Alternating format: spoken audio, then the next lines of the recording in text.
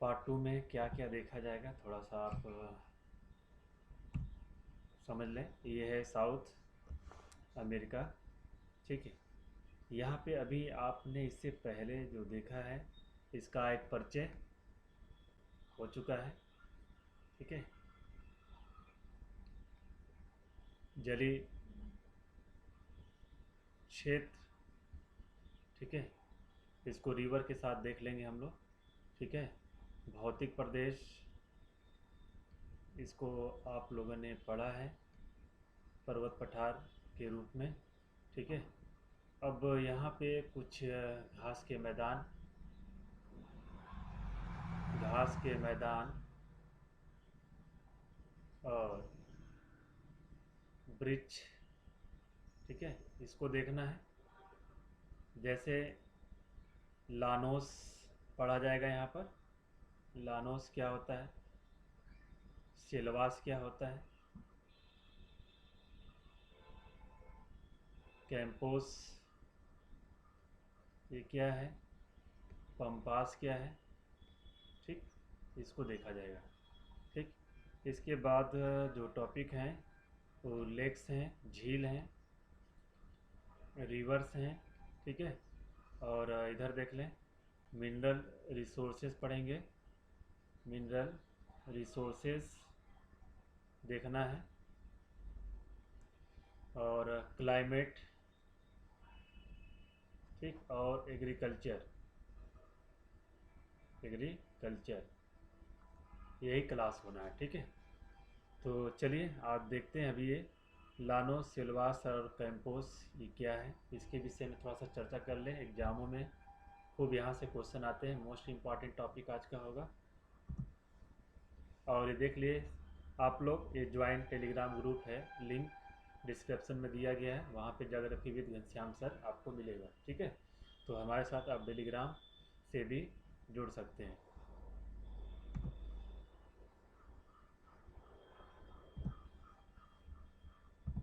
अगर इस क्षेत्र को देखा जाए, यहाँ पर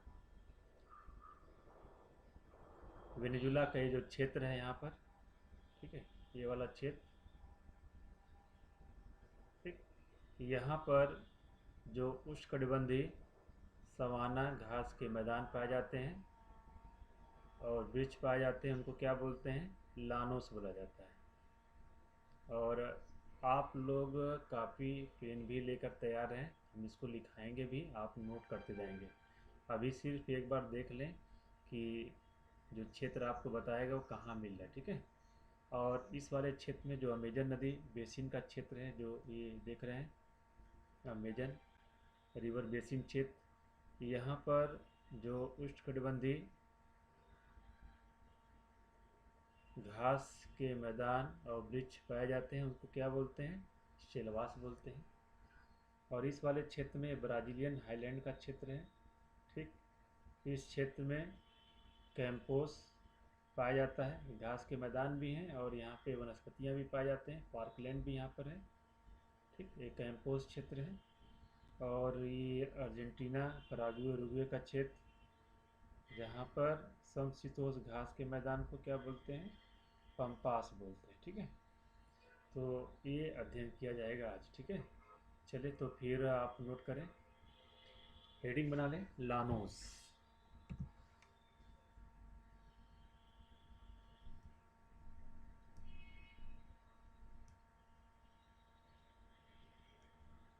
लानोस, ठीक है। तो लानोस क्षेत्र जो है, वेनेजुला जाएंगे आप, मैप में देख सकते हैं वेनेजुला। यहाँ पर ओनिको नदी बेसिन क्षेत्र मिलेगा, रिवर बेसिन क्षेत्र मिलेगा, ठीक। तो ओर्निको नदी बेसिन क्षेत्र में पाए जाने वाले उष्णकटिबंधीय सवाना घास के मैदान और वृक्ष को क्या बोलते हैं, लानोस। तो ये क्या है, उष्णकटिबंधीय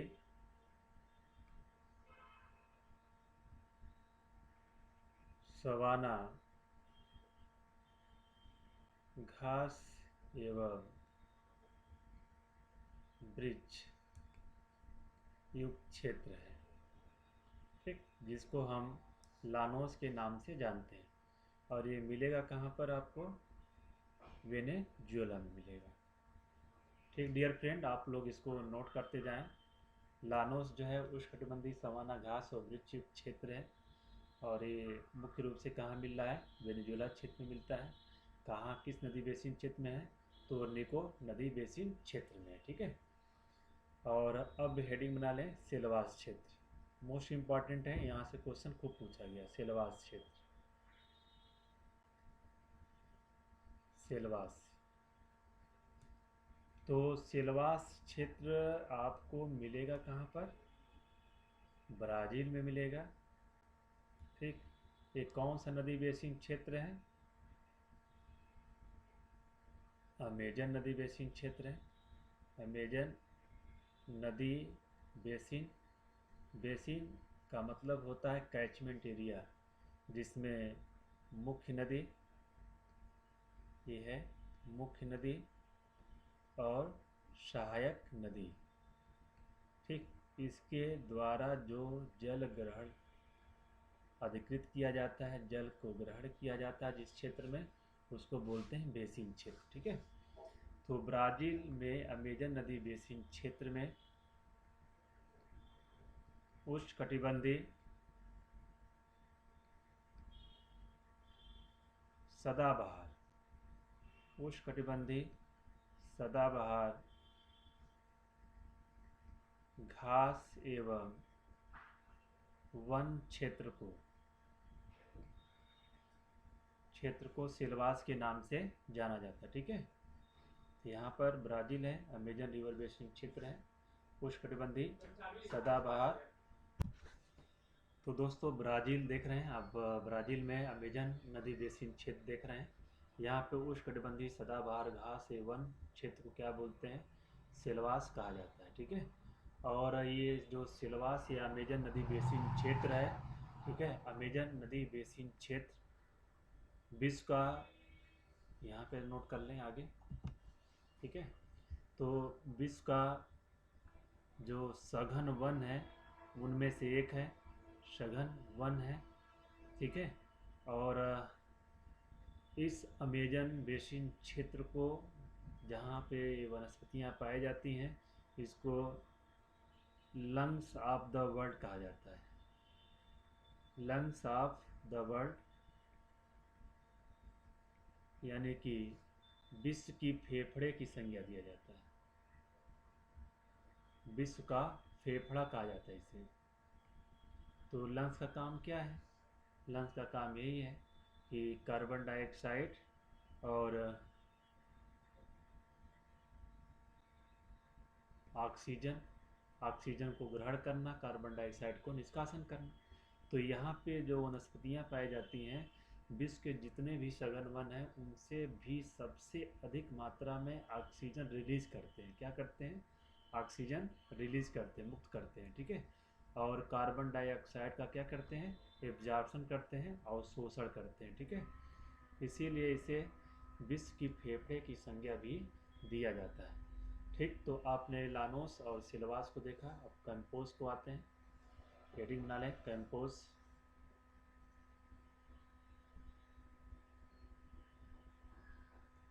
ये है कैंपोस। तो कैंपोस वाला जो क्षेत्र है, आप ब्राज़ीलियन हाईलैंड, ब्राज़ील का उच्च भूमि, जब आप पढ़ रहे थे इसका भौतिक प्रदेश पढ़ रहे थे, तो वहाँ पे ब्राज़ीलियन हाईलैंड को दिखाया गया था कि ब्राज़ील का जो पूर्वी वाला भाग है उसको ब्राज़ीलियन उच्च भूमि कहा जाता है। ठीक है, और ये ब्राज़ीलियन हाईलैंड में उष्णकटिबंधीय जो घास के मैदान हैं और वनस्पति हैं। यहाँ पे घास के मैदान,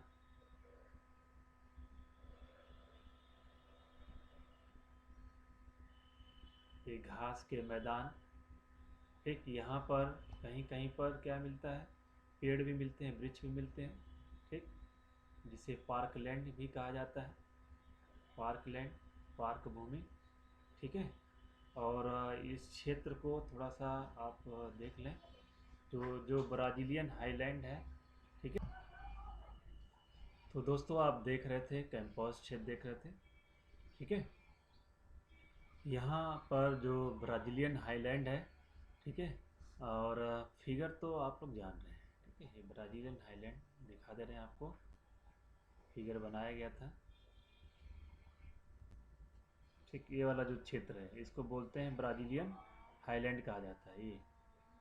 ठीक, और ब्राज़ीलियन हाईलैंड जहाँ पर कैंपोस वाला क्षेत्र है, इसी के पास में ये साओ पालो नगर,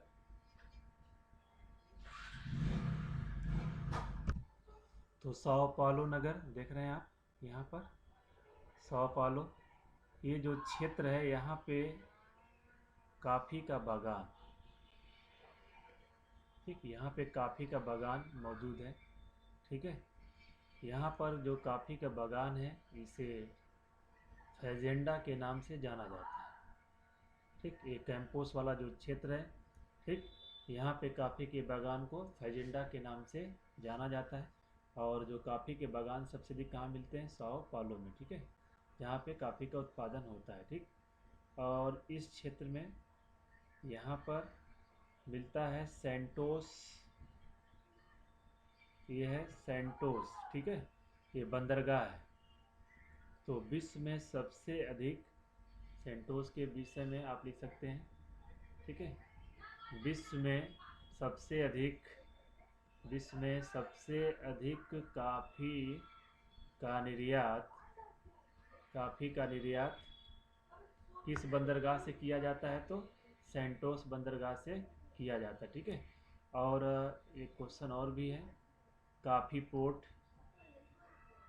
ठीक है, काफ़ी बंदरगाह, ठीक है, काफ़ी बंदरगाह, सॉरी, काफ़ी रूट, ये है काफ़ी रूट, ठीक है।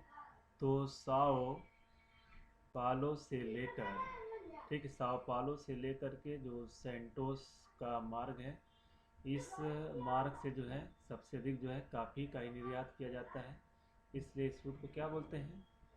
काफ़ी रूट कहा जाता है। ठीक है, तो काफ़ी रूट कहाँ से कहाँ तक है? साओ पालो से सेंटोस। सेंटोस के विषय में इंफॉर्मेशन है कि विश्व में सबसे अधिक कहवा का निर्यात करने वाला बंदरगाह है, जबकि साओ पालो है जहाँ ब्राज़ील में सबसे अधिक कहवा का उत्पादन होता है, सॉरी, कॉफ़ी का उत्पादन होता है। ठीक है, कॉफ़ी या कहवा, ठीक है, कहवा हिंदी शब्द और कॉफ़ी इंग्लिश शब्द, ठीक है, यहाँ पर। ठीक, इसके बाद आते हैं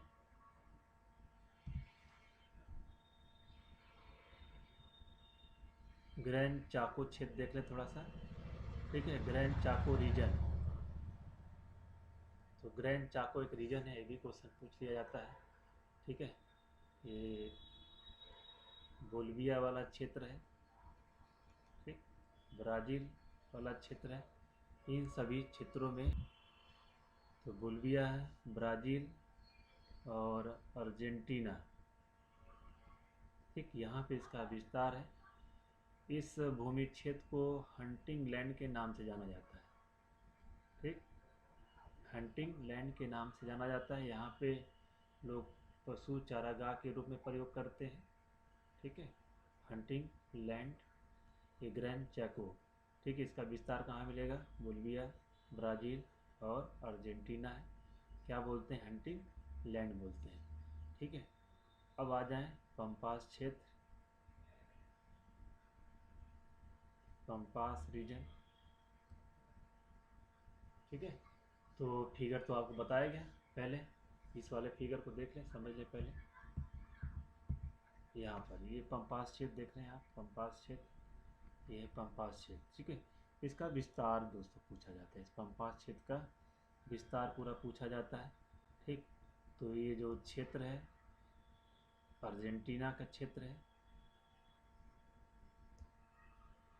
ठीक है, पराग्वे का क्षेत्र है और उरुग्वे का क्षेत्र है।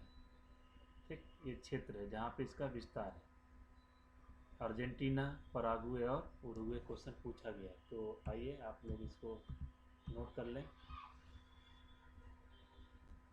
विस्तार, कहाँ कहाँ पे विस्तार मिलता है? तो बड़ा क्षेत्र कहाँ पर है? अर्जेंटीना में। इसके बाद ये पराग्वे का क्षेत्र है जिसकी राजधानी एसेंशन है। उरुग्वे है जिसकी राजधानी क्या है, मोंटविडियो, उरुग्वे। ठीक है, तो पंपास क्या है, एक पंपास क्या है, समशीतोष्ण। ये क्वेश्चन पूछा गया कई बार दोस्तों, मोस्ट इम्पॉर्टेंट। समशीतोष्ण घास का मैदान, तो समशीतोष्ण घास के मैदान को पंपास के नाम से जाना जाता है। तो ये जो पंपास क्षेत्र है, यहाँ पे आ जाए, पंपास क्षेत्र, इसको अर्जेंटीना का अन्नागार, ठीक, ये अन्नागार या अन्न भंडार के रूप में भी जाना जाता है।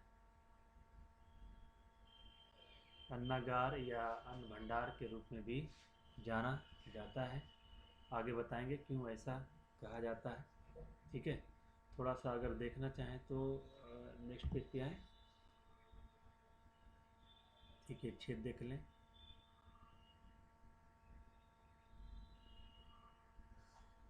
और चाहे तो हेडिंग दे सकते हैं,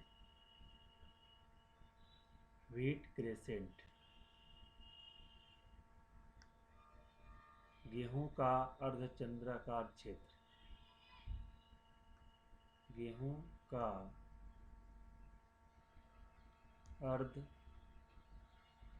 अर्धचंद्राकार क्षेत्र। तो गेहूं का अर्धचंद्राकार जो क्षेत्र है, ये रोजारियो यहाँ पे मिलेगा,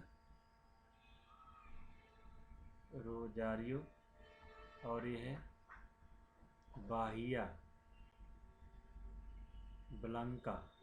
ठीक, ये जो व्हीट क्रेसेंट हैं, ठीक, ये अर्जेंटीना वाले क्षेत्र में मिलेगा।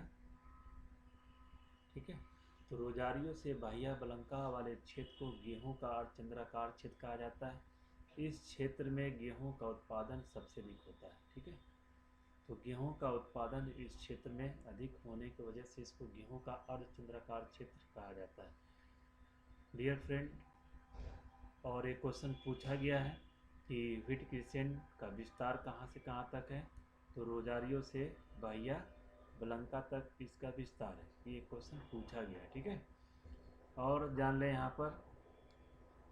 यहाँ पे मिक्स्ड फार्मिंग किया जाता है इस क्षेत्र में, मिश्रित कृषि भी किया जाता है। मिश्रित कृषि के लिए महत्वपूर्ण है। तो मिश्रित कृषि के रूप में यहाँ पशुपालन भी यहाँ पे होता है। ठीक, और गेहूं का उत्पादन भी होता है। ठीक है, और ये पशुपालन होता है तो यहाँ पे मीट पैकेजिंग का काम भी होता है। मीट पैकेजिंग काम करते हैं, मीट पैक किया जाता है और अंतर्राष्ट्रीय मार्केट में इसे बेचा जाता है। तो मिक्स्ड फार्मिंग के रूप में भी जाना जाता है। और ये जो अर्जेंटीना के क्षेत्र है पंपास वाला, यहाँ पर जो एक घास पाया जाता है उसको बोलते हैं अल्फा अल्फा घास, ये अल्फा अल्फा घास। ठीक है, ये अल्फा अल्फा घास जो है ये व्यापारिक पशु चारा के रूप में प्रयोग किया जाता है। पशुओं को खिलाने के लिए इसका प्रयोग किया जाता है, यानी कि कमर्शियल रूप में प्रयोग किया जाता है। ठीक, इसको बेच करके पैसे कमाए जाते हैं। ठीक है, तो अल्फा अल्फा घास भी पाया जाता है। कहाँ पे पाया जाता है, इसी पंपास वाले क्षेत्र में पाया जाता है। तो डियर स्टूडेंट, आप लोगों ने देखा है, यहाँ पर एक बार आप देख लें। यहाँ पे आप लोगों ने लानोस पढ़ा, शेलवास पढ़ा। ठीक है, और ये कंपोस्ट क्षेत्र देखा आपने, ये कंपोस्ट क्षेत्र है। उसके बाद आप ये पंपास क्षेत्र, और ये सभी मोस्ट इम्पॉर्टेंट है जो एग्जामों में खूब क्वेश्चन पूछे जाते हैं यहाँ से। ठीक है, हम और भी समशीतोष्ण घास के मैदानों पर चर्चा करेंगे आगे, और इससे पहले भी वीडियो में इसके विषय में बताया गया है, इसलिए रिपीट नहीं करेंगे यहाँ पे। ठीक है, तो अब अगला टॉपिक लेते हैं यहाँ पर। टॉपिक लेते हैं लेक्स, झीलें। ठीक है, झीलें देखते हैं।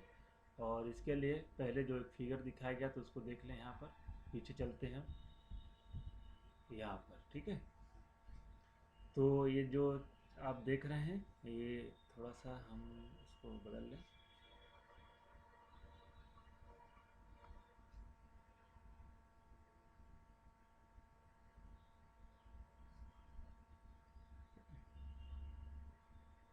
यहाँ पे, और ये देख लें आप, इसको देख लें। ठीक, तो देख रहे हैं यहाँ पर ये क्या लिखा गया है, लेक मैराकैबो लिखा गया है। तो नोट करें डियर स्टूडेंट, आपको नोट करें इसको। ये क्या है, लेक मैराकैबो है। ठीक, लेक मैराकैबो नोट करें। तो लेक मैराकैबो जो आप देख रहे हैं, कहाँ मिल रहा है आपको, जो है वेनेजुएला मिल रहा है। ठीक, ये कहाँ मिला आपको, वेनेजुएला में मिल रहा है।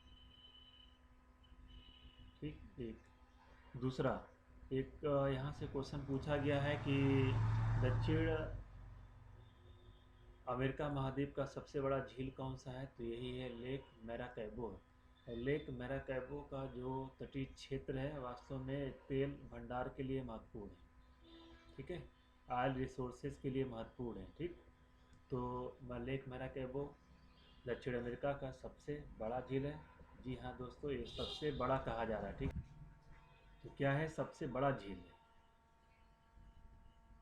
सबसे बड़ा झील का उदाहरण है, कहाँ मिलेगा, वेनेजुएला में मिलेगा।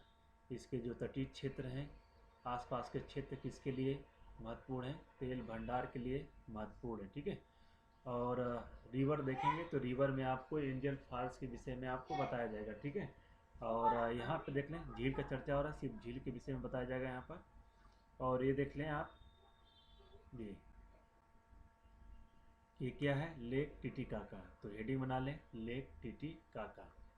ठीक, लेक टिटिकाका आपको किन दो देशों के सीमाओं पर मिलेगा, कौन सा दो देश हैं, ये देखिए पेरू है, और ये वाला जो देश है ये है बोलिविया है। ठीक है, तो पेरू और बोलिविया की सीमा पर स्थित है एक डाटा। दूसरा, यहाँ से जो डाटा पूछा जाता है कि विश्व का सबसे ऊंचाई पर स्थित झील कौन सा है, तो ये विश्व का सबसे ऊंचाई पर स्थित क्या है, झील है। विश्व का सबसे ऊंचाई पर स्थित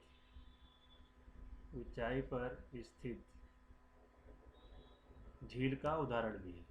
तो विश्व का सबसे ऊंचाई पर स्थित झील का उदाहरण है, ये कौन सा है, लेक टिटिकाका है। ठीक है, तो आपने देखा यहाँ पर। और एक झील और भी यहाँ बोलिविया में, ये है लेक पोपो। ठीक, ये लेक पोपो जो है ये बोलिविया में स्थित झील का उदाहरण है। ठीक है, और लेक टिटिकाका क्या है, विश्व का सबसे बड़ा मीठे पानी का नौगम्य झील भी है। ये क्या है, नौगम्य झील का उदाहरण भी है।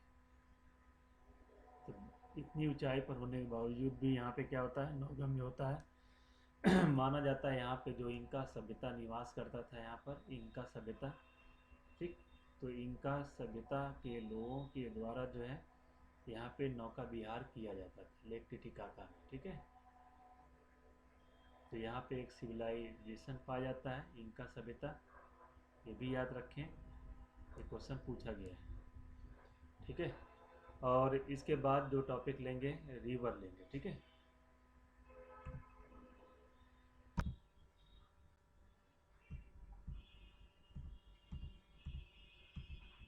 तो आइए स्टूडेंट, आप हम लोग देखते हैं क्या देखेंगे, रिवर। ठीक है, रिवर देखेंगे।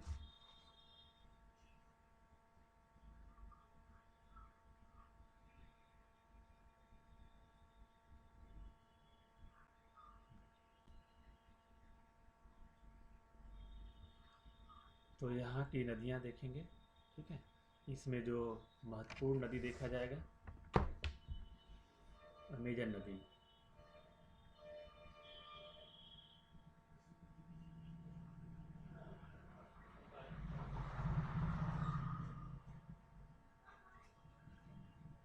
ये अमेजन नदी है, ठीक है। अगर थोड़ा सा फिगर भी देख लिया जाए,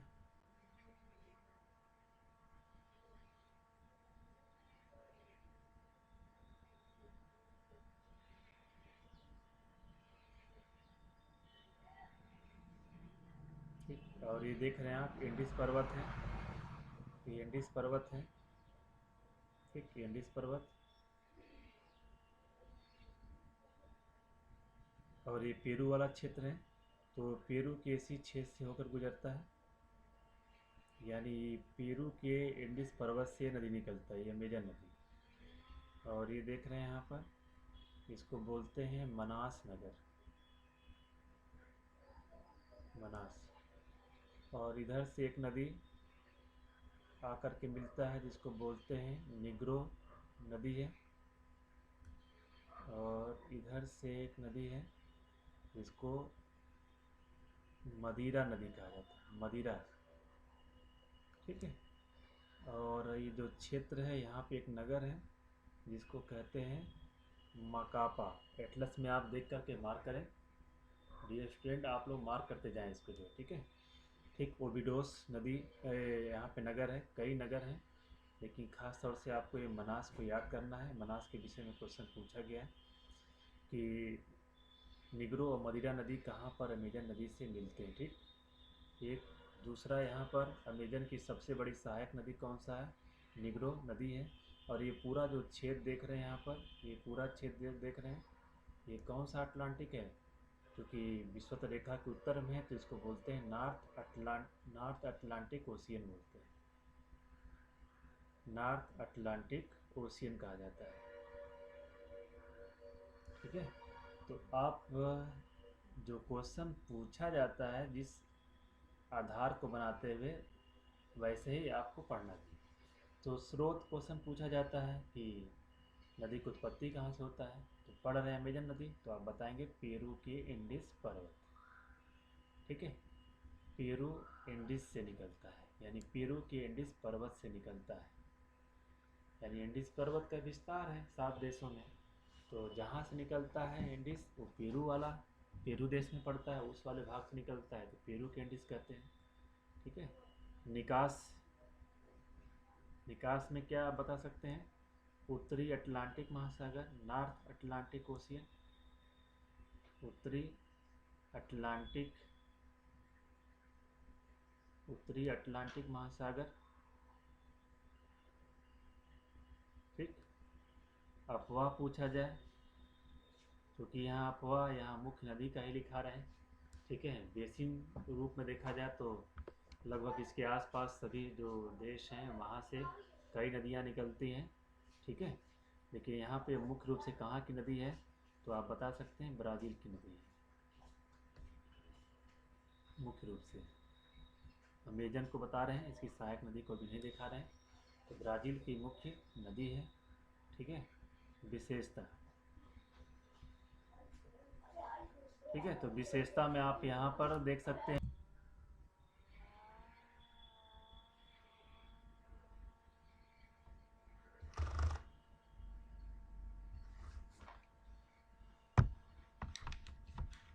देखें विशेषता,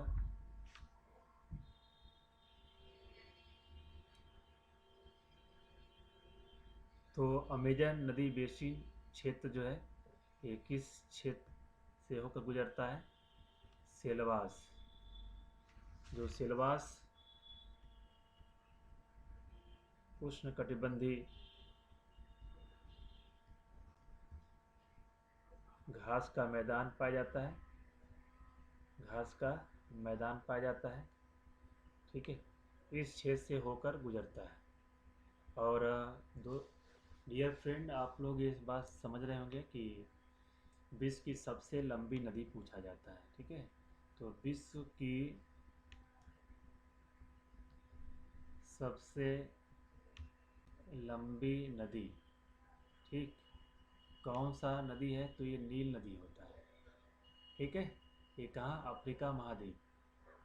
लेकिन जब क्वेश्चन ऐसे पूछा जाए कि वॉल्यूम के आधार पे, आयतन के आधार पे, ठीक, आयतन के आधार पे, आयतन का मतलब लंबाई, चौड़ाई और गहराई, ठीक, इस आधार पे अगर पूछा जाए विश्व की सबसे लंबी नदी कौन सी है, तो आप क्या बताएंगे? अमेजन नदी है, ठीक है। तो विश्व की सबसे लंबी नदी आयतन के आधार पे अमेजन नदी, विश्व की सबसे लंबी नदी जल ग्रहण क्षेत्र या जल की मात्रा के आधार पे, तो ये नील नदी है, जो अफ्रीका महाद्वीप में जब आपको पढ़ाएंगे इजिप्ट वगैरह, ठीक है, इजिप्ट है, इथियोपिया आइलैंड है, तो वहाँ से आप देखेंगे, ठीक है। तो विश्व की सबसे लंबी नदी आयतन के आधार पे जो है अमेजन नदी बेसिन है।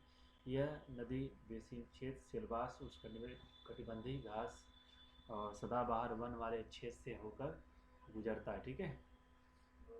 और ये ब्राज़ील की मुख्य नदी है। इसका निकास क्या है? पेरू का इंडिस पर्वत है, सॉरी स्रोत, और निकास कहाँ है? उत्तरी अटलांटिक महासागर है।